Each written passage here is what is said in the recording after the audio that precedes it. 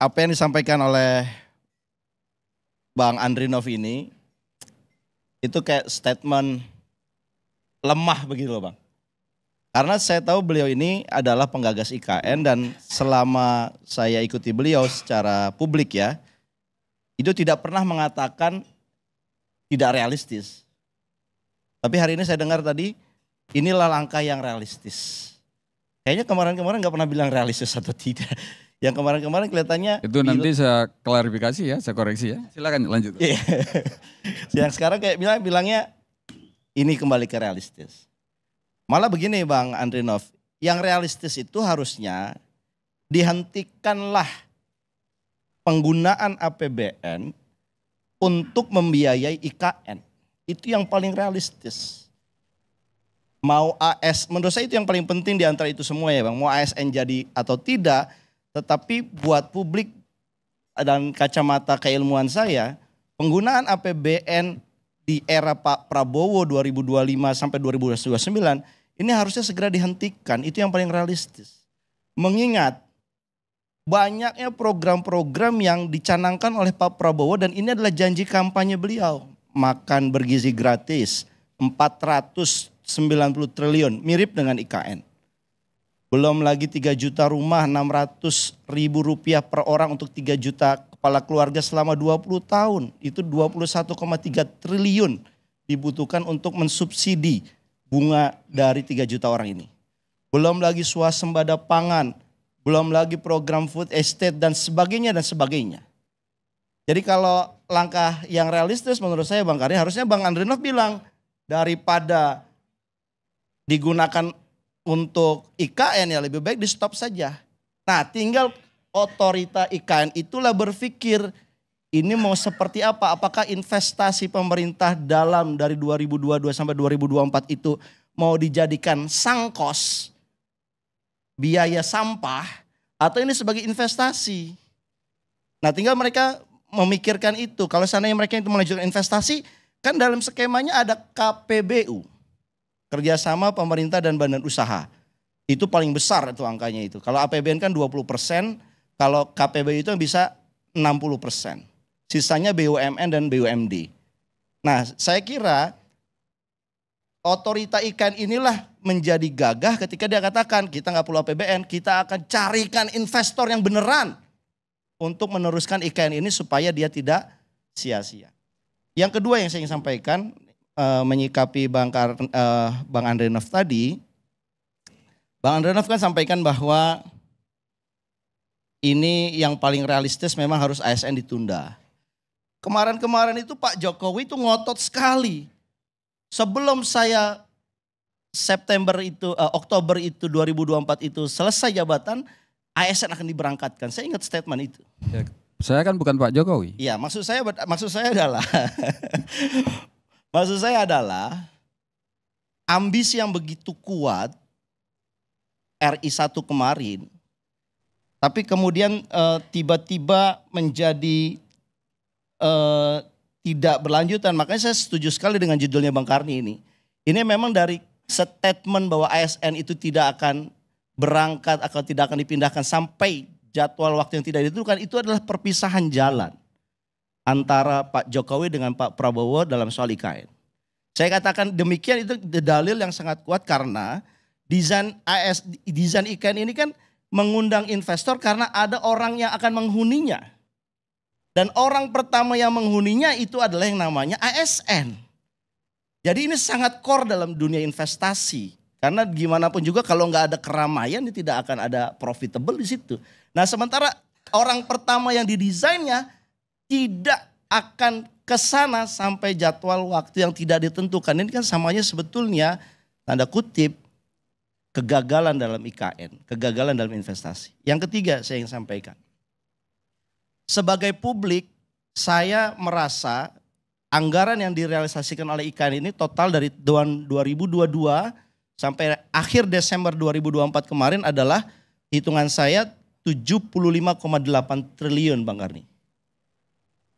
Anda bisa bayangkan ini jumlah yang sangat besar sekali. Tetapi apa returnnya buat publik hari ini? Nol. Tidak ada aktivitas pemerintahan di situ. Tidak ada aktivitas bisnis di situ. Artinya apa? 75,8 triliun itu kan uang rakyat dari pajak yang seharusnya setiap detik menghasilkan return, baik itu intangible ataupun tangible. Sehingga itu bermanfaat, kan gitu filosofi belanja yang berkualitas.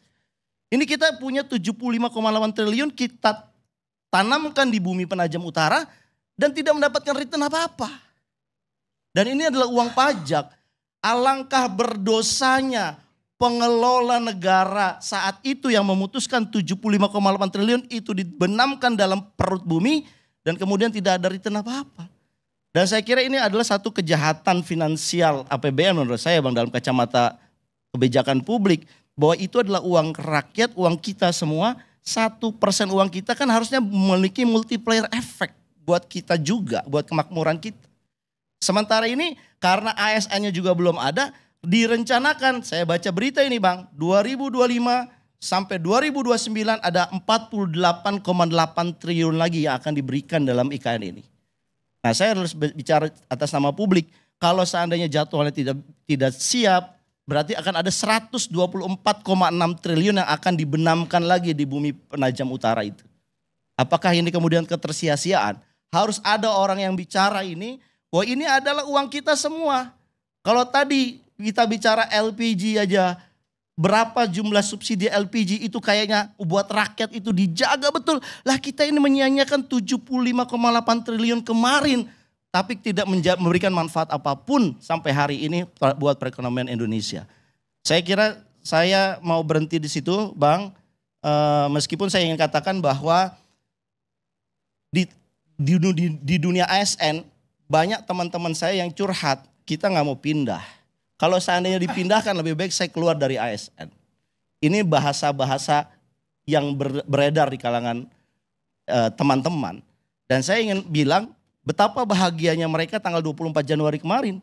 Ketika ada kepastian asik kami tidak akan pindah. Dan itu ternyata menimbulkan satu energi yang luar biasa. Meskipun ketika argumen ini saya sampaikan, pemerintah selalu mengcounter mereka ini adalah ASN yang wajib taat sama perintah atasan. Kalau atasan bilang pergi, pergi. Kalau atasan bilang rumahnya di tenda, di tenda. Nah sebetulnya kan ASN ini kalau di kacamata diperintahkan siap atau tidak siap, kan harusnya, apalagi Pak Prabowo ini kan orang militer, diperintahkan saja sebenarnya ASN siap.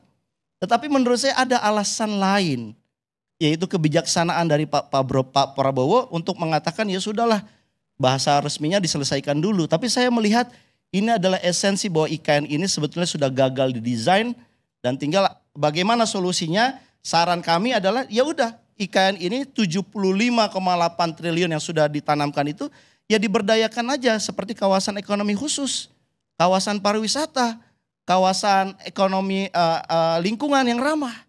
Dan itu segera harus dipikirkan dengan cepat agar memberikan nilai kemanfaatan buat masyarakat. Mau itu dijadikan tourism center atau dijadikan healthcare district center, itu apapun itu menurut saya Bang, nggak apa-apa, yang penting segera. Supaya investasi negara 75,8 itu memberikan manfaat kepada kesejahteraan masyarakat dan memberikan income buat pendapatan negara. Sementara ini kan dibandingkan nol, tidak ada income sama sekali dari investasi negara itu. Kalau investasi IKN itu Abang harus menunggu berapa triliun lagi yang harus ditanamkan di situ sementara returnnya tidak ada. Kalau jadwalnya jelas ya misalnya. Oh ini nggak ada jadwal loh Bang. Lah kan ASN pindahnya nggak ada jadwal.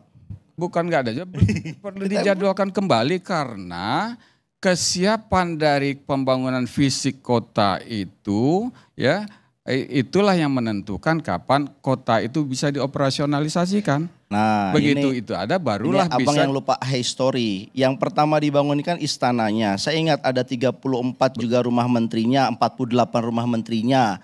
Artinya sebetulnya kenapa ini dibangun prioritas pertama ya supaya mereka itu bisa bertugas di sana. Ya kan itu kan. Iya. Ya artinya sebenarnya dengan tempat yang sudah ada ya pindah saja dulu kan itu yang realistisnya. Tetapi kan Pak Prabowo tidak melakukan itu. Tidak melakukan itu. Apa menurut Abang alasannya ya tidak melakukan itu? Karena memang tidak realistis. Sekarang ini memindahkan tahun 2025 ini. Karena belum siap untuk dioperasionalisasikan sebagai pusat pemerintahan. Ya. Dan untuk jalannya satu pemerintahan secara fisik harus siap. Bangunan semua ruang segala macam, sistem informasi. Berarti abang sama aja mengatakan Pak Jokowi, kan kemarin Pak Jokowi udah berkali-kali survei ke sono sudah siap. Lah saya kan sudah bilang, saya bukan Jokowi. Ya berarti abang nggak konsisten dengan Pak Jokowi nih. Lah, saya kan udah bilang. Menyalahkan Pak Jokowi kalau begitu yang kemarin. Bukan sekarang saya nyalain, udah setahun yang lalu saya salahin. Saya mengoreksi.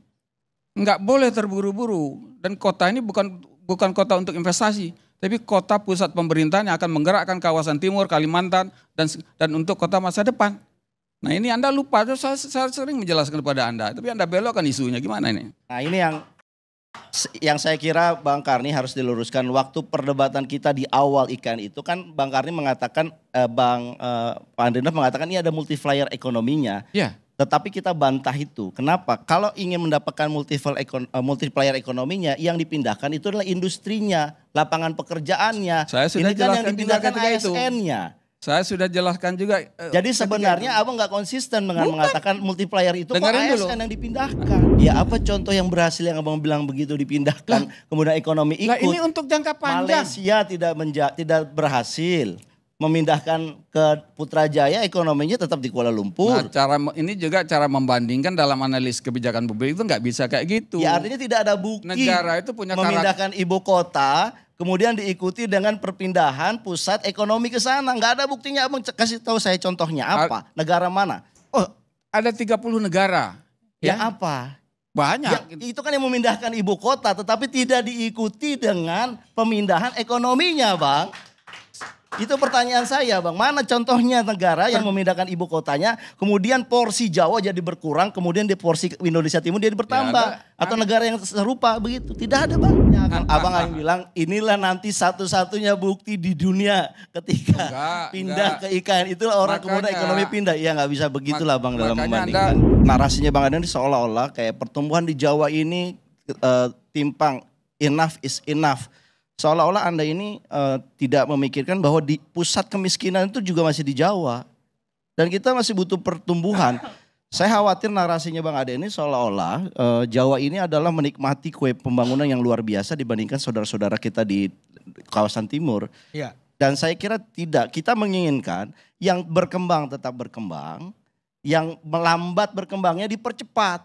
Jadi semua tumbuh gitu loh Bang Ade. Ya. Jangan kesannya ini yang udah berkembang di stop. Kemudian yang nggak berkembang menaik. Jadi Anda nggak boleh berkembang di atas penderitaan wilayah lain. Itu salah cara berpikirnya kalau menurut saya, Bang. Yang kedua, mungkin saya bisa tambahkan itu. Yang kedua, saya ingin sampaikan, Bang. Abang tadi bilang kalau kita itu pengen pemerataan ekonomi, membuat magnet ekonomi. Tidak ada dalam sejarah, Bang, memindahkan pusat pemerintahan kemudian diikuti dengan serta-merta pemindahan magnet ekonomi. Jadi yang harus abang luruskan kalau seandainya memang tujuannya, karena abang mungkin komunikasi basicnya. Kalau kita bicaranya ekonomi, ingin memindahkan market ekonomi, yang dipindahkan itu adalah pusat industrinya. Abang lihat contoh Batam, Bintan, Karimun. Itu dulu pulau penghuninya sedikit. Dipindahkan jadi kawasan khusus, pelabuhan bebas, diundang industri ke sana, bebas pajak. Apa yang terjadi dengan Batam, Bintan, Karimun? Tumbuh dengan tinggi, bahkan melampaui ekonomi nasional. Sebetulnya contohnya itu Bang, kalau abang maksudkan pemerataan ekonomi itu adalah memindahkan pusat ekonominya. Nah kalau abang bicaranya IKN ini kan hanya punya pusat administrasi.